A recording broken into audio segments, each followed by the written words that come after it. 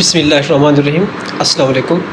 आज kidney day के हवाले से मेरा प्रोग्राम था कि किडनी के हवाले से आज से लेक्चर जो स्टार्ट किए जाएँ, और मसरूफ़ियत की वजह से मैं पहले ये काम नहीं कर सका, तो इंशाल्लाह आज से हम सिलसिला शुरू करने जा रहे हैं। तो सबसे पहले हम देखते हैं किडनी के स्ट्रक्चर के बारे में। जी, किडनी का स्ट्रक्चर जो है, इसमें किडनी का ये जो बाहर का एक लाइट एरिया आपको नज़र आ रहा है यहाँ पे, ये किडनी का कार्टेक्स होता है। इसके बाद कार्टेक्स के बाद यहाँ पे अंदर का जो डार्क एरिया है ये वाला, इसको किडनी का मेडोला कहा जाता है। और किडनी के मेडोला के बाद यहाँ पे ये जो ट्रायंगल शेप में ये स्ट्रक्चर बन रहे हैं, ये किडनी पिरामिड्स कहलाते हैं। और पिरामिड्स के अंदर यहाँ पे जो इस तरह से स्ट्रक्चर बन रहे हैं फाइबर लाइक, ये किडनी के रीनल पेपिला कहलाते हैं। और इसके बाहर ये जो इसका एक ये स्ट्रक्चर है बाहर आउटर साइड पे, ये किडनी का कैप्सूल है। यहाँ पे ये जो आर्टरी इसके अंदर जा रही है, किडनी में ब्लड की सप्लाई दे रही है, ये रीनल आर्टरी कहलाती है। रीनल आर्टरी आपको पता है कि दोनों किडनीज़ की तरफ कार्डियक आउटपुट का 25% ब्लड जो है वो किडनी की तरफ जाता है। बहुत ही हाई प्रेशर होता है किडनीज़ की तरफ ब्लड का। और उसके बाद ये जो किडनी के यहाँ पे तमाम एरियाज़ यहाँ पे इकट्ठे हो रहे हैं, ये एरिया ये किडनी का पेल्विस है। और पेल्विस के बाद जो है ये जो आउटलेट आ रहा है बाहर की तरफ यूरिन लेके जा रहा है, ये यूरेटर कहलाता है। और यहाँ पे ये जो ब्लड का बाहर वापसी है, ये रीनल वेन कहलाती है। तो किडनी का स्ट्रक्चर जो है बड़ा सिंपल सा है। दोबारा से रिपीट कर रहा हूँ कि बाहर का लाइट एरिया जो है, ये लाइट एरिया ये कार्टेक्स है।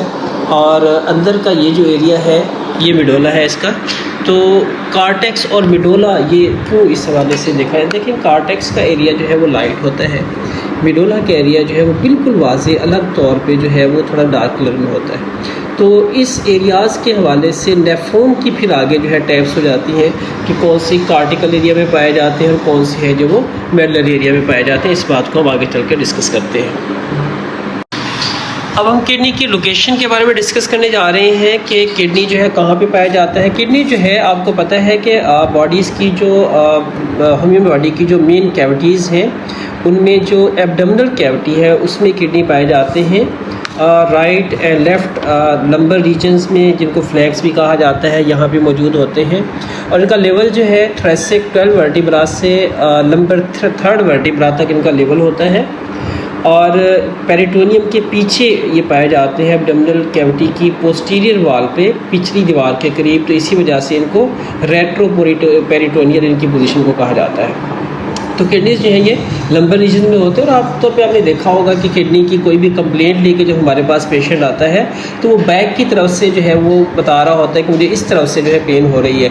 तो किडनीज जो होते हैं चूँकि एब्डोमिनल कैविटी की पोस्टीरियर वॉल पिछली दीवार के करीब होते हैं, सो इनकी इन पोजीशन को रेट्रो पेरिटोनियल कहा जाता है। उन जो है वो किडनी के फंक्शन के यूनिट होते हैं। अब हम नेफ्रॉन के स्ट्रक्चर को देखते हैं।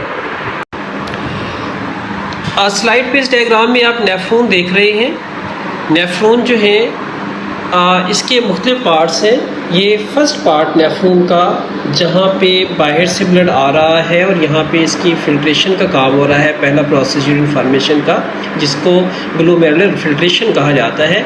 तो ये जो अंदर एक खून की नालियों का एक गुच्छा सा नज़र आ रहा है, ये ग्लोमेरुलस है।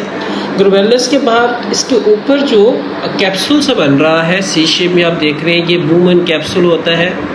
यहीं से जो है ट्यूब्यूल्स जो है वो किडनी के शुरू हो जाती हैं। और यहाँ पे आपको बहुत ही एक बलदार किस्म का एरिया नज़र आ रहा है, कन्वोल्यूटेड किस्म का।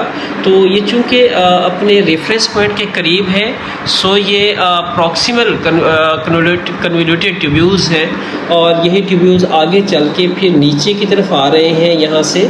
और यहाँ पे एक कुंडली नुमा स्ट्रक्चर आप देख रहे हैं बन रहा है, कुंडली नुमा स्ट्रक्चर।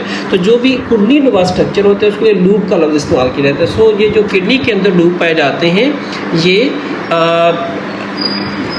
लूप ऑफ हेनले के नाम से जाने जाते हैं। तो उसके बाद ये जो ऊपर की तरफ लिम्ब जा रही है, ये असेंडिंग लिम्ब है लूप ऑफ हेनले की। इससे पहले ये वाली जो नीचे की तरफ आ रही है, ये डिसेंडिंग लिम्ब है लूप ऑफ हेनले की, और ये लूप ऑफ हेनले है। बहुत ही इम्पॉर्टेंट स्ट्रक्चर है यूरिन फॉर्मेशन के हवाले से। उसके बाद यहाँ पे जो है एक और बलदार किस्म का ट्यूब्यूल्स का स्ट्रक्चर आ रहा है, तो इनको डिस्टल कन्वोल्यूटेड ट्यूब्यूल्स कहा जाता है। और एट द एंड सारे नेफ्रॉन जो है एक डक्ट के अंदर अपनी तमाम जो है यूरिन जब बन चुका होता है उसमें शामिल कर रहे हैं, तो इसको कलेक्टिंग डक्ट कहा जाता है।